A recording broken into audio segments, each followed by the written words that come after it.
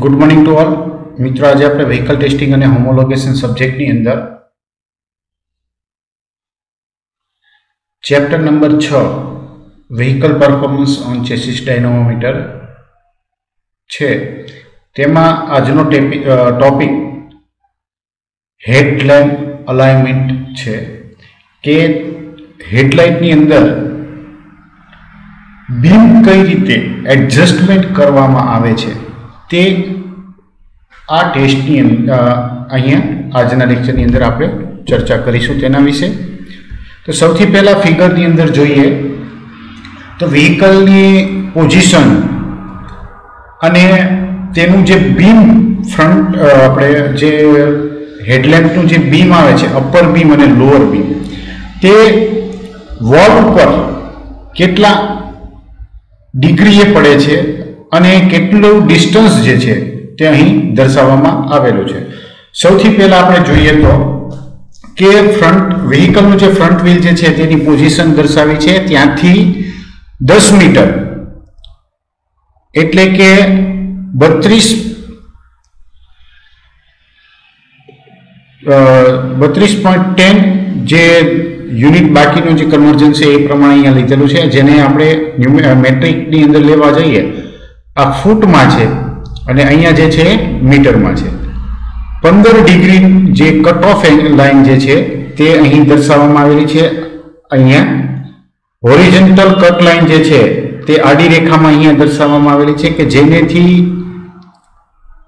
130 mm ઉપર centre of headlight અથવા તો સેન્ટર ઓફ હેડલાઇન લેમ્પ દર્શાવેલી છે અને એક જે છે તે વ્હીકલના સેન્ટરની લાઇન પણ છે। આ જે છે તે વ્હીકલના સેન્ટરની લાઇન સાથે કનેક્ટેડ છે કે જે વ્હીલ ટ્રેકના મધ્ય બિંદુથી શરૂ કરી અને દિવાલ સુધીના જે 10 મીટર અથવા તો 32 ફૂટ અને 10 ઇંચ અંતરે વ્હીકલ જે રાખવામાં આવેલું છે ત્યાંથી જે હેડલેમ્પની હાઇટ છે તેટલી હાઇટે એક હેડલેમ્પની હોરિઝોન્ટલ સેન્ટર લાઇન જે છે તે દોરવામાં આવે છે અને ત્યારબાદ તેની ઉપર ફોકસિંગ કરી અને અલાઇનમેન્ટ જે છે તે થતું હોય છે। આગળ અહીંયા ફિગરની અંદર દર્શાવેલું છે કે વ્હીકલની પોઝિશન કઈ યોગ્ય છે કે નહીં તે નીચેના ભાગે દર્શાવેલું છે અને અહીંયા જે આ ટેસ્ટર જે છે હેડલેમ્પ ટેસ્ટર તેનો ઉપયોગ કરીને વ્હીલ અલાઇનમેન્ટ કરવામાં આવેલું છે કે જેમાં અલગ અલગ અહીંયા અંતર આપેલા છે કે કયું અંતર જે છે તે ઓરિજિનલી સાચું છે તેની પોઝિશન અહીંયા દર્શાવવામાં આવેલી છે કે જે 10 મીટર અંતરે વ્હીકલને ગોઠવવામાં આવેલું છે તો તે અહીંયા જોઈ શકીએ છીએ। અમુક કિસ્સાની અંદર 25 ફૂટ સુધીનું અંતર દર્શાવેલું હોય છે એટલે કે સામાન્ય રીતે જોવા જઈએ તો 10 મીટર અથવા તો 25 થી 30 ફૂટ આ અંતર જે છે તે હેડલેમ્પના એલાઇનમેન્ટ માટે લેવાનું થતું હોય છે। અને અહીંયા એક બીજું ઓબ્જેક્ટ કઈ રીતે અલાઇનમેન્ટમાં છે કે નહીં તે દર્શાવતું એક લેસર બીમ જે છે તે ફોટો ટ્રાન્સડ્યુસરની વાટે એમાંથી લેસરમાંથી ઇલેક્ટ્રોન જે ફ્લો થતો હોય છે ઇન્ટેન્સિટીનો જો યોગ્ય કન્ડિશનમાં હોય તે પોતે ટ્રાન્સડ્યુસર ઉપર ફોટો ટ્રાન્સડ્યુસર ઉપર થઈને જાય તેની ઉપર પડે છે અને જો અલાઇનમેન્ટ યોગ્ય ના હોય તો આવા કિસ્સામાં ઓબ્જેક્ટમાંથી વિરુદ્ધ થોડુંક આડું ઊળું થતું હોય છે। Vehicle preparation for the headlight alignment. સૌથી પહેલાં જ્યારે હેડલાઇટનું એલાઇનમેન્ટ કરવાનું હોય તો વ્હીકલને એલાઇનમેન્ટના કરતાં પહેલાં યોગ્ય રીતે પોઝિશનમાં લાવવું જરૂરી બનતું હોય છે। તો તેમાં કઈ રીતે કરવામાં આવે છે એ વિશે જોઈએ આ પદ્ધતિમાં। Verify the headlamp switch is in the low beam setting. હેડલેમ્પની સ્વિચ લો બીમ સેટિંગ ઉપર છે કે નહીં તે વેરીફાઈ કરવાનું અથવા તો ચેક કરવાનું।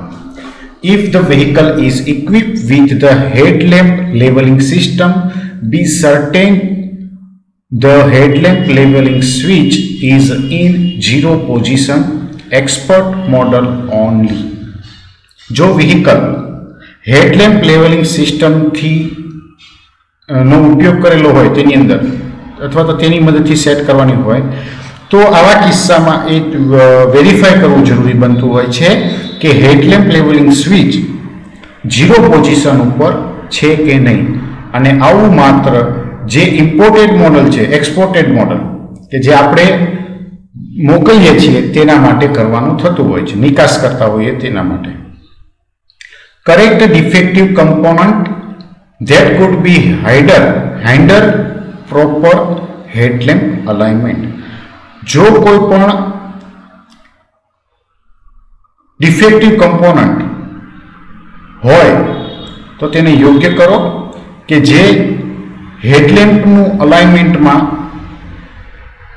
અવરોધક રૂપ બનતો હોય. Verify proper tyre inflation. ટાયરની અંદર યોગ્ય પ્રમાણમાં હવા છે કે કેમ તે ચેક કરો. Clean the headlamp lenses. હેડલેમ્પના લેન્સીસને સાફ કરો.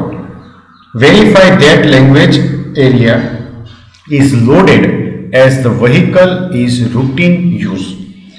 વ્હીકલનો રૂટીન ઉપયોગ થતો હોય તેવા એરિયા માટે લગેજ એરિયા જે છે તે લોડ કરો અને તે ચેક કરો.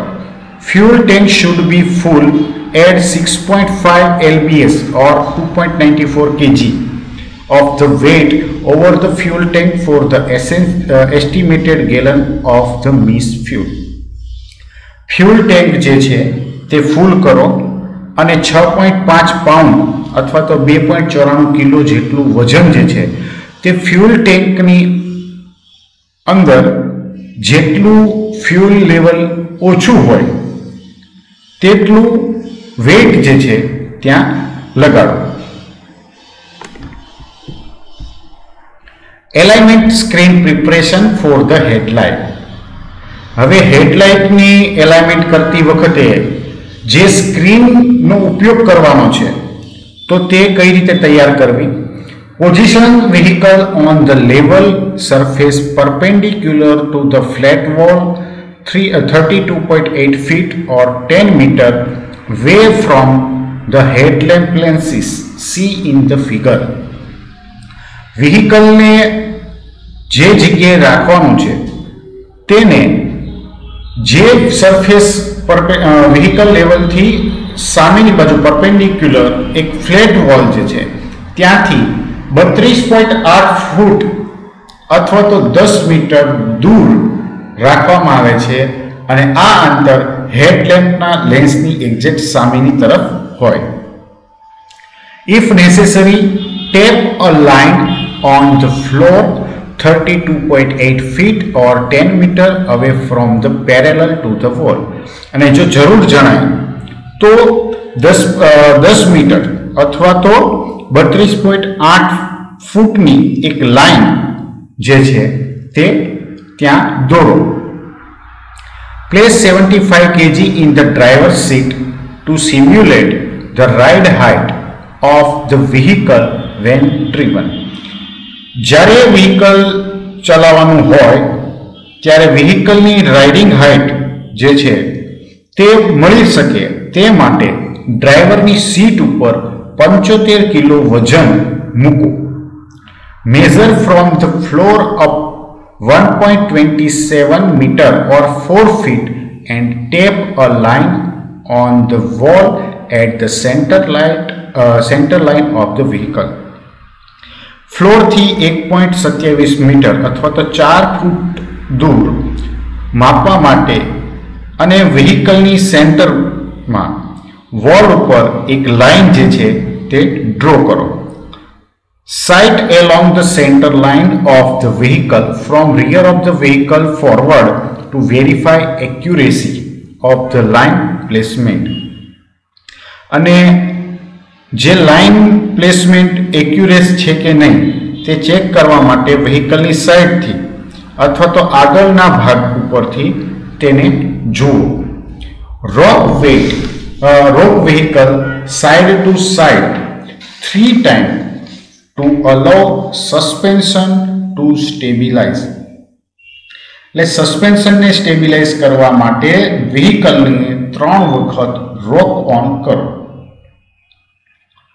Jounce front suspension 3 times by pushing downward on the front bumper and releasing. Front bumper ઉપર નીચેથી પુશિંગ એનર્જી જે છે તેના દ્વારા 3 વખત સસ્પેન્શનને જાઉન્સ કરો અને તેને મુક્ત પણ કરો. અને હેડલેમ્પના લેન્સના સેન્ટરથી ફ્લોર સુધીનું ડિસ્ટન્સ માપવા માટે કઈ રીતે ટેસ્ટિંગ કરીએ તે હવે આવશે. Measure the distance from the centre of headlamp lens to the floor. હેડલેમ્પથી લેન્સના સેન્ટર સુધીનું ફ્લોર સુધીનું ડિસ્ટન્સ માપવા માટે નું ડિસ્ટન્સ માપો. Transfer measurement to the alignment screen with tape. અને આ જે મેઝરમેન્ટ જે છે તેને ટેપની મદદથી જે સ્ક્રીન ઉપર અલાઇનમેન્ટ કરવાનું છે ત્યાં ટ્રાન્સફર કરો. Use this line for up or down adjustment reference. અને આ લાઇનનો ઉપયોગ કરી એડજસ્ટમેન્ટ માટે તેને અપ અને ડાઉન કરવામાં આવે છે. Place a tape line 130 mm or 5.12 inch below and parallel to the center of headline. હવે આ જે ટેપ લાઇન જે છે તેને 5.12 ઇંચ નીચેની તરફ હેડલેમ્પની સેન્ટર લાઇનને પેરેલલ દોરવામાં આવે છે. Measure the distance from center line of the vehicle to the center of each headlamp being aligned. એટલે કે એલાઇનમેન્ટ થતા દરેક હેડલેમ્પના સેન્ટરમાંથી વ્હીકલના સેન્ટરથી ડિસ્ટન્સને મેઝર કરો. Transfer measurement to the screen with tape to each side of vehicle centre line. અને વ્હીકલની દરેક સેન્ટર લાઇન તરફથી જે માપ આપણે માપેલું છે તેને ટેપની મદદથી જે સ્ક્રીન ઉપર મેઝરમેન્ટ કરવાનું છે ત્યાં ટ્રાન્સફર કરો. Use this line for the left or right adjustment reference. અને આ લાઇનનો ઉપયોગ કરી રેફરન્સ તરીકે લઈ અને ડાબી અથવા જમણી તરફ તેનું એડજસ્ટમેન્ટ જે છે તે કરવામાં આવે છે. આગળ આવે છે headlamp adjustment. Headlamp to adjustment કઈ રીતે કરવું અલાઇનમેન્ટ તે to adjust headlamp alignment rotate alignment screw to achieve the specified low beam hotspot pattern. એટલે કે હેડલેમ્પની અલાઇનમેન્ટને એડજસ્ટમેન્ટને અલાઇન કરવા માટે અને લો બીમ ઉપર હોટસ્પોટ પેટર્ન મેળવવા જે એડજસ્ટમેન્ટ સ્ક્રૂ જે છે તેને ફેરવવામાં આવે છે. A properly aimed low beam headlamp will project a high intensity light pattern on the screen with the horizontal cutoff line aligned with the tape line 5.12 inch or 130 mm below the headlamp center line. અને હેડલેમ્પની centre લાઇનની નીચે tap line કે જે 5.12 inch અથવા તો 130 mm સાથે આડી horizontal cut off line સાથે એડજસ્ટ કરેલી છે તો તેના ઉપર યોગ્ય રીતે ફોકસ કરી શકાય. The intersection of the horizontal and 15 degree cut off line in the projected pattern should align to the intersection of the headlamp center line, vertical tape line and the tape line 5.12 inch or 130 mm below the headlamp horizontal center line. એટલે કે યોગ્ય રીતે aiming વાળા લો beam ઉપર headlamp ઉપર high intensity વાળા લાઇટની એક pattern જે છે તે અહીં બનાવવામાં આવે છે અને જે જગ્યાએ પેટર્નની અંદર ઇન્ટરસેક્ટ થતી હોય આડી લાઈન અને 15 ડિગ્રીની કટ લાઈન જે છે તો તે હેડલેમ્પની હોરિઝોન્ટલ સેન્ટરમાં બોટમ ઉપર headlamp centre line, vertical tape line અને ટેપ લાઈનના 5.12 ઇંચ અથવા તો 130 mm ના ઇન્ટરસેક્શન સાથે અલાઇન થવી જોઈએ. Not the vehicle low beam headlamp must be on during the headlamp alignment procedure. એટલે કે હેડલેમ્પ અલાઇનમેન્ટ પ્રોસિજર વખતે વ્હીકલના લો બીમમાં હેડલેમ્પ જે છે તે ચાલુ રહેવા જરૂરી છે. The high beam pattern will be correct when the low beam are aligned properly. જ્યારે લો બીમ છે તે યોગ્ય રીતે અલાઇન થઈ જાય ત્યાર પછી હાઈ બીમ જે છે તેની પેટર્ન યોગ્ય મળી શકે છે. ફોગ લેમ્પનું alignment. Prepare an alignment screen.